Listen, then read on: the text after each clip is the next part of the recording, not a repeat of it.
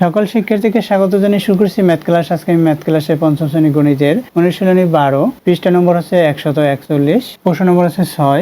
এখানে 6 নম্বরের খ নম্বর অঙ্কটি সহজে সমাধান দেবো। দেখো এখানে দেওয়া আছে কি 6 নম্বরের নিচের প্রশ্নগুলো উত্তর দাও। এখানে নম্বর খ, 1000 ঘন্টাকে মাস, দিন এবং ঘন্টায় প্রকাশ করো। দেখো আমরা সময়টা প্রথমে ক্ষুদ্রতম থেকে নির্ধারণ করে দেখি, অর্থাৎ যেমন প্রথম পল বিপল এভাবে আমরা হিসাব না করে প্রথমে সেকেন্ড হইতে ধরবো, যেটা অঙ্কে সাধারণত হিসাব করা হয়। তাহলে দেখো লিখি, প্রথমে হচ্ছে সর্বনিম্ন অর্থাৎ ক্ষুদ্রতম হচ্ছে সেকেন্ড, এখানে ACC, এরপর হচ্ছে মিনিট, মিনিটে মি লিখি, MIN লিখি মিনিট, এরপর হচ্ছে ঘন্টা, ঘন্টায় ঘ লিখি, এখানে ব্র্যাকেটে H লিখি, এরপর হচ্ছে 1 ঘন্টা 2 ঘন্টা 3 ঘন্টা এভাবে করে দিন আসে তাই দিন লিখি, ব্র্যাকেটে ডি লিখি, ডে তাই দিন, এরপর হচ্ছে 1 দিন 2 দিন করতে করতে সপ্তাহ আসে তাহলে সপ্তাহ লিখি, সপ্তাহ উইক, এরপর 1 সপ্তাহ 2 সপ্তাহ এভাবে করতে করতে মাস, আমরা এখানে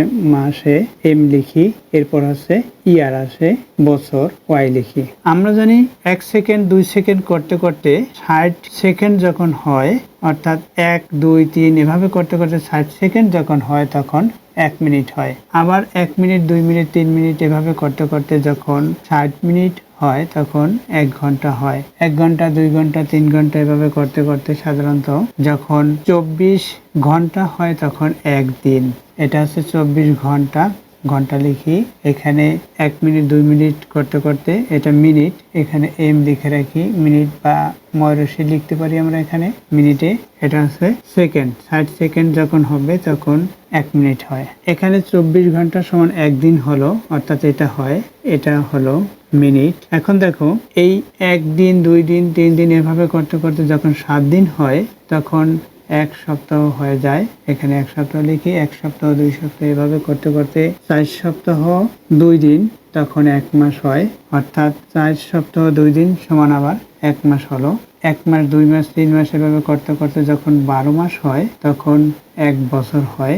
দেখো এখান থেকে 1 দিন 2 দিন 3 দিন এভাবে করতে করতে, যেমন এখানে দিন থেকেও আবার মাস, যেমন 1 মাস 1 দিন 2 দিন 3 দিন এভাবে করতে করতে দিন থেকে মাস কিভাবে হয়, যখন 30 দিন হয় 30 দিন তখন কিন্তু আবার এই 1 মাসেই হয়। এটা থেকে এটা হলো। আবার এখানে যদি আমরা এই যে 12 মাস সমান 1 বছর লিখলাম, এখন যদি আমরা দিন হিসেব করি তাহলে কত দিন হবে, এই দিন থেকেই এটা হলো, অর্থাৎ 365 দিনে সাধারণত আমরা 1 বছর গণনা করি, তখন কিন্তু 1 বছর হবে 365 দিন। আবার অনেক সময় দেখা যায় 366 দিনেও বছর হয় যখন লিপ ইয়ার হবে, অর্থাৎ যখন 29 দিন ফেব্রুয়ারি মাস হবে, ফেব্রুয়ারি মাস যখন 29 দিন হবে তখন 366 দিনের বছর হবে। অবশ্যই তোমরা জানো যে এটা সাধারণত এখানে ক্ষুদ্রতম থেকে বৃহত্তম দিকে যেতে চাই তখন কি করি, ভাগ করে করে আমরা বের করব, যেমন এখানে অঙ্কে ভাগ করে বের করব। আবার বৃহত্তম থেকে ক্ষুদ্রতম দিকে আসতে হলে আমরা গুণ করব। দেখো এখানে দেওয়া কি আছে সেটা প্রথমে লিখে নেই, এগুলো সাধারণত সূত্র বিধায় এগুলো আমাদের জানতে হয় বা এইগুলো নিয়ম, এই অনুসারেই আমাদের লিখতে হবে বা অঙ্কগুলো করতে হয়। এখানে এখন দিয়ে প্রথমে দেওয়া আছে যেটা বা প্রদত্ত সংখ্যাটি লিখি, এখানে 1000 ঘন্টা এটা দেওয়া আছে, 1000 ঘন্টা, এটাকে আমরা মাস দিন তারপর হচ্ছে ঘন্টায় প্রকাশ করব। এখানে ঘন্টা থেকে আমরা কি করব, প্রথমে দিনে প্রকাশ করে নেব, কারণ দেখো এখানে এই যে ঘন্টা পরে, এখানে এই যে ঘন্টা পরে দিন আসলো, তাহলে দিনে প্রকাশ করব কিভাবে, এখানে 24 ঘন্টায়, এখানে দেখো 24 ঘন্টায় তখন 1 দিন হয়, তাহলে এখানে 24 দিয়ে 1000কে 24 দিয়ে ভাগ দিতে হবে, 24 দিয়ে ভাগ দিলেই তখন কিসে প্রকাশ হলো, দিনে। এখানে দিনে পরিণত করলাম আমরা।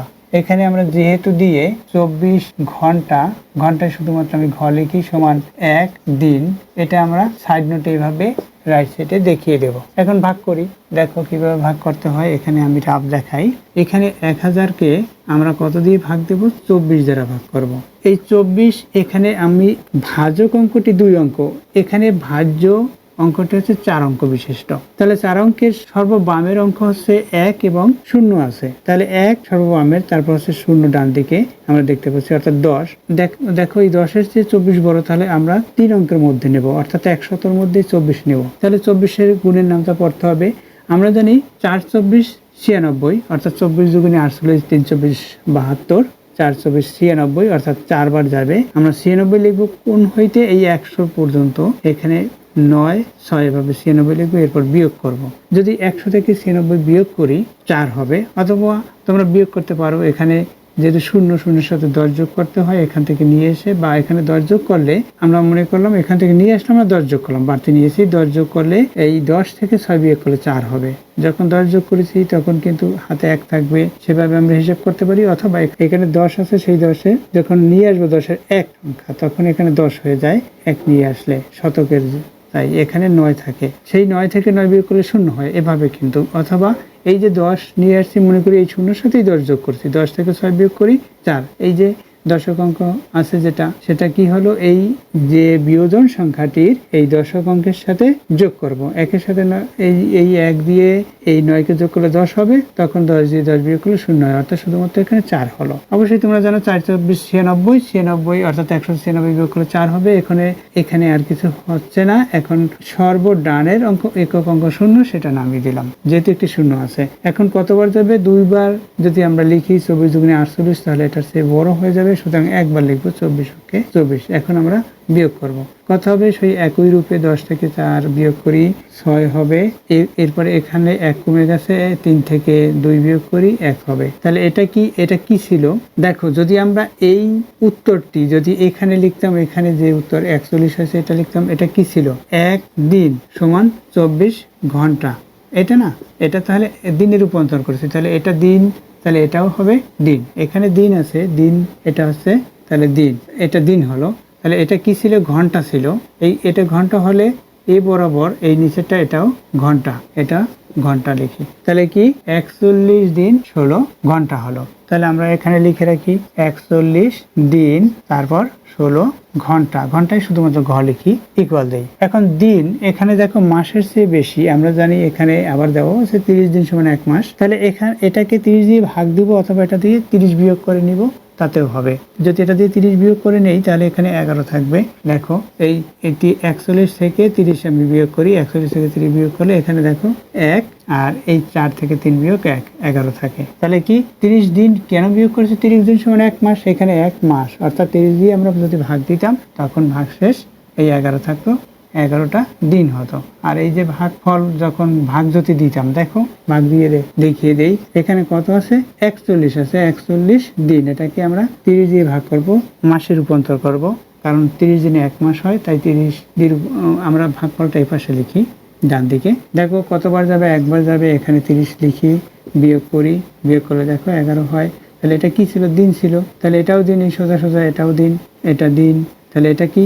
মাস। এটা দিন, 30 দিন সমান 1 মাস, 1 মাস সমান 30 দিন, তাহলে এটাও মাস। তাহলে দেখো, তাহলে কি হলো? 1 মাস হলো। তাহলে আমরা লিখতে পারি 1 মাস কত দিন? 11 দিন। কত ঘন্টা? 16 ঘন্টা। এখানে 24 ঘন্টা হলে আর একদিন বাড়তো, কিন্তু এখানে শুধুমাত্র 16 ঘন্টা হলো। আর এখানে দিনের সংখ্যা কত দিন? এখানে 11 দিন। দেখো, তাহলে এটা হচ্ছে অর্থাৎ 1 মাস 11 দিন 16 ঘন্টা, এটা হচ্ছে উত্তর। এভাবে সাধারণত অঙ্ক করতে হবে। আর আমরা যে নিয়মে করেছি, অর্থাৎ এখানে সরাসরি দেখিয়ে দিয়েছি, এখানে ভাগ দিয়ে দেখাতে হবে। কিভাবে? দেখো, সরাসরি ভাগ দিয়ে উত্তর না লিখে এই 41 ভাগ 30 এভাবে এটা লিখে এখানে আমরা মাস লিখবো, মাস। এরপর হচ্ছে এখানে 16 ঘন্টা, ঘন্টায় ঘ লিখে রাখলাম। এখন কি এখানে 1 মাস, 1 মাস, ওই যে ভাগ দিয়েছি, ভাগ দিয়ে দেখিয়ে দিয়েছি 1 মাস। তারপর কত? 11 দিন, 11 দিন। এরপর কত? এখানে আছে 16 ঘন্টা। এটা হচ্ছে উত্তর। আমরা লিখবো উত্তর, এটি লিখে রাখবো উত্তর। উত্তর কি? দেখো, উত্তর আছে 1 মাস 11 দিন 16 ঘন্টা। এটা হচ্ছে উত্তর। আশা করি বুঝতে পেরেছো কিভাবে অঙ্ক করতে হয়। আমাদের অঙ্ক করার সময় এইটুকু আমাদের জেনে রাখতে হবে, কারণ এই অনুসারেই আমরা অঙ্ক করেছি, এবং আমরা যে রাব দেখিয়েছি সেটা যদি দেখানো হয় তাহলে ভালো হয়। এখানে আমরা যেটা রাব দেখিয়েছি সেটা এইভাবে রাব লিখে রাখবো, যে এটা রাব, আমরা রাব দেখিয়েছি বিদায় এভাবে করে লিখে রাখলে ভালো হয়। আশা করি বুঝতে পেরেছো এই অঙ্কগুলো কিভাবে করতে হয়। এতক্ষণ ম্যাথ ক্লাসের সাথে থাকার জন্য সকলকে ধন্যবাদ জানিয়ে আজকের মতো বিদায় নিচ্ছি।